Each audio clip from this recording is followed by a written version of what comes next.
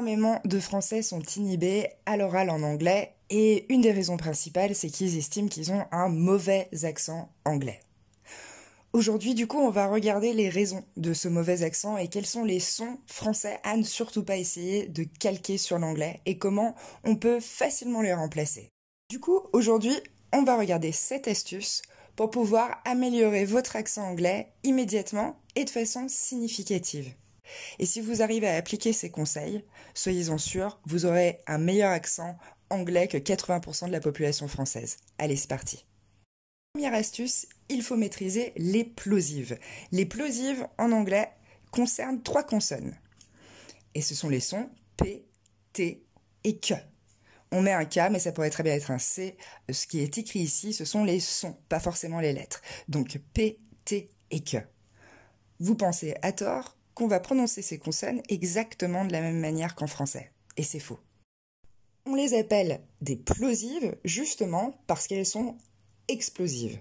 Juste après le T, le P et le son Q, on va noter comme une relâchée d'air derrière, qui n'a pas lieu en français. C'est pourquoi l'exemple qui va suivre, je vais vous le lire avec un accent français. A cup of tea. Alors, tea, ça va pas, on reconnaît immédiatement d'où vous venez, la France. Je pourrais essayer de travailler sur la voyelle et vous dire qu'il faut allonger un peu le i, mais ça va donner la même chose. A cup of tea. Donc ça ne vient pas de la voyelle, mais ça vient bien de la consonne. Maintenant, vous allez vous entraîner à rajouter comme une relâchée d'air derrière. Et ne plus dire tea à la française, mais t. Tea. A cup of tea. Et avant de passer à la suite, je vous propose de vous entraîner avec les sons P, T et Q en faisant P, P, T, T, K, K. On va s'entraîner un petit peu. On va pas dire apart, mais on va dire apart. Et je vous invite à répéter après moi. Apart. Deuxième exemple, on va pas dire a plan, mais on va dire a plan. Et je vous invite à répéter derrière moi. A plan. Troisième exemple, et attention, cette fois-ci, il y a 2 plosives. L'accent très français va dire a party, mais il faudra dire a party. Et je vous invite à répéter derrière moi. A party. Cette fois, on s'entraîne pour le son T. On ne dit pas a target, mais a target. Et je vous invite à répéter après moi. A target. On ne dit pas time, mais time. Et je vous invite à répéter derrière moi. Time. Enfin, on ne dit pas an identity, mais on dit an identity. Et je vous invite à répéter derrière moi. An identity. On termine avec le son Q. Attention, dans la première, il y en a 2. Et on ne va pas dire he could come, mais on va dire he could come. Et je vous invite à répéter derrière moi.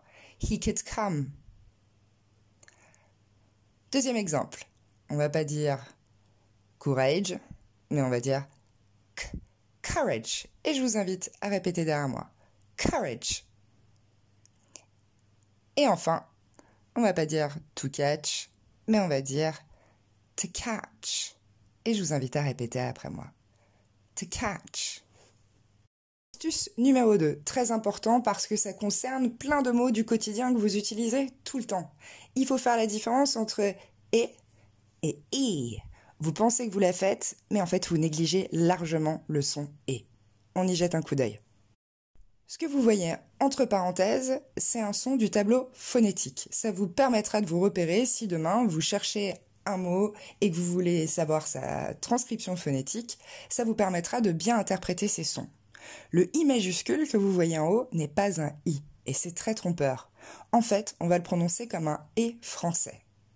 Tout le monde ne sera pas d'accord avec moi, mais c'est pas grave, parce qu'en l'occurrence, ils ont tort, et j'ai raison sur ce point. Donc, il ne faudra pas que vous disiez it, is, bit, little, this, parce que c'est incorrect, mais vous allez remplacer tous ces petits i par le son et. It is bit, little, this. Et je vous invite à les répéter individuellement après moi. It, is, bit, little, this. Et donc, il ne faudra pas le confondre avec le symbole ilon que vous allez retrouver dans sea, beach, meeting. Et je vous invite à répéter après moi individuellement chaque mot. Sea, beach, meeting. On jette un coup d'œil aux oppositions et et e. Et on commence en haut à gauche. It, mais eat. Sit, mais seat. Bit, mais beat. This, mais these. Et on repart du début et je vous laisse le temps de répéter après moi. It, eat, sit, seat, bit, beat, this, these. Pour notre troisième astuce, elle va concerner les modaux. Vous vous souvenez, les modaux, c'est can, could, shall, should, may, might, etc. Nous, on va se concentrer aujourd'hui sur les modaux qui contiennent O-U-L-D. On va se concentrer dessus parce que les modaux, on en a tout le temps besoin. Et donc, vous êtes tout le temps en train de les prononcer. Malheureusement, vous les prononcez la plupart du temps mal. Vous êtes tenté de les prononcer à la française. Et donc, on retrouve le son oul pour cooled, should et would. Mais c'est faux. Et on va faire quelque chose de très très simple. Vous allez renoncer à ce son OU et vous allez le remplacer par le son E. Ce qui nous donne could, should, would, qui se prononce d'ailleurs exactement de la même manière que le bois, would. Vous devez remarquer une chose, on n'entend pas le L. Tout ce qu'on entend, c'est le son E. On repart depuis le début et cette fois, je vais vous laisser répéter après moi. Could, should, would. Quatrième astuce, les terminaisons en AGE qui sont largement massacrées par la population française. Pourquoi est-ce que c'est massacré? Parce que la plupart des Français le prononcent age, même en fin de mot. Alors il va falloir faire attention. On dit effectivement age pour l'âge, age, ou encore page pour la page, mais c'est parce qu'il s'agit ici du son principal. En revanche, quand AGE se situe en fin de mot, c'est-à-dire que c'est une terminaison, on dira age, un son beaucoup plus court et beaucoup plus discret. Exemple, on ne dit pas message, mais message. Et je vous laisse répéter pour celui-là. Message. On s'entraîne un peu avec le son edge. Vous allez remarquer des petits bouts qui sont soulignés, c'est pour vous indiquer l'accent tonique du mot, c'est-à-dire c'est le son qui va ressortir le plus et celui sur lequel on met l'accent. Ça vous guidera un peu, ça fait partie d'une bonne prononciation anglaise, donc faut y penser aussi. Quand vous apprenez un nouveau mot, c'est bien d'aller voir où tombe l'accent tonique, voire même de vérifier sa prononciation tout de suite. Je vais vous les lire une première fois, assez rapidement, et une deuxième fois plus lentement pour que vous ayez le temps de répéter après moi. Advantage, courage, heritage, village, percentage. Et on recommence plus lentement. Advantage, courage, heritage, village, percentage. C'est parti pour la cinquième astuce. Elle concerne les terminaisons en IOUS ou tout simplement OUS. Elles sont elles aussi largement massacrées par les apprenants français qui ont tendance à le prononcer ous. Du coup, il va falloir renoncer au son OU, vous le rayez. Il va falloir remplacer par le son us, qui est très court et du coup, comme vous le voyez, très différent. Je vais vous lire la série de mots assez rapidement une première fois, et ensuite plus lentement une deuxième fois pour que vous ayez le temps de répéter après moi. Serious, enormous, dangerous, famous. Deuxième fois, et vous répétez derrière moi. Serious, enormous, dangerous, famous. On s'entraîne encore un peu plus avec ce son us. Je vous lis la liste une première fois rapidement et une deuxième fois lentement pour que vous puissiez répéter. Conscious, various, furious, previous, religious. Deuxième fois. Conscious, various, furious, previous, religious. Sixième et avant-dernière astuce pour améliorer votre accent anglais. On va se concentrer sur l'importance du E, qui est mal prononcé la plupart du temps. Encore une fois, vous le prononcez OU, ce qui donne you, chou, moon, I love you too. Il va falloir renoncer au OU et le remplacer par le E.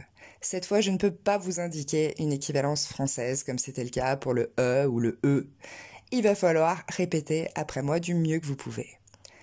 E. Encore une fois. E.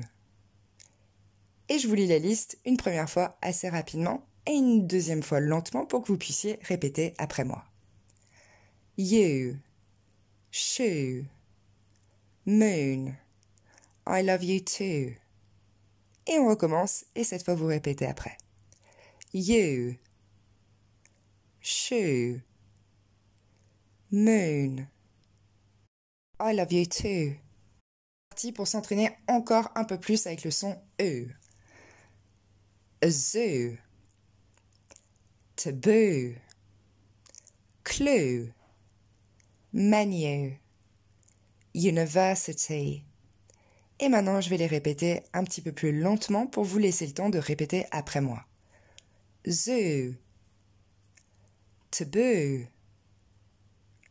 clue, menu, university. Et c'est parti pour notre septième et dernière astuce. Ici, on va se concentrer sur la prononciation des sons AN et EN. À cause du français, malheureusement, vous les prononcez systématiquement en, ce qui est un son qui n'existe pas tout à fait dans la langue anglaise. Donc, première chose à faire, c'est renoncer à la prononciation à la française de ces sons. On raye le son en, vous vous en débarrassez. La plupart du temps, le son EN va consister en l'équation E plus N, donc N. Et le AN va consister en A plus N, donc an. N, an, jamais en. Ce qui va nous donner, pour notre exemple, non pas environment, mais environment. Et je vous laisse répéter après moi. Environment. L'accent tombe sur le vi. Et à côté, pour le an, on va pas dire a pandémique, mais on va dire a pandemic. Et je vous laisse répéter après moi. A pandemic. Et pour s'entraîner un tout petit peu avec ce son. Je vous lis la liste une première fois assez rapidement, puis lentement pour que vous puissiez répéter après moi. Convention, intention, fantastic, transform, handicap. Et on recommence. Convention, intention, fantastic, transform, handicap. Alors bien sûr, on trouve d'autres prononciations pour la suite de lettres AN et EN en anglais. On trouve par exemple want, thousand, arrogance, demand. Voilà d'autres façons de les prononcer. Mais c'est pas celle-ci où vous avez le plus tendance à vous tromper, c'est bien les exemples qu'on a vus plus haut. Et je vous propose de réviser toutes les petites astuces qu'on a vues aujourd'hui. On va commencer avec les plosives. P-T-Q. C'est parti. Party, identity, can, teach, pay. Le son est. It, bit, this, little, is, mint.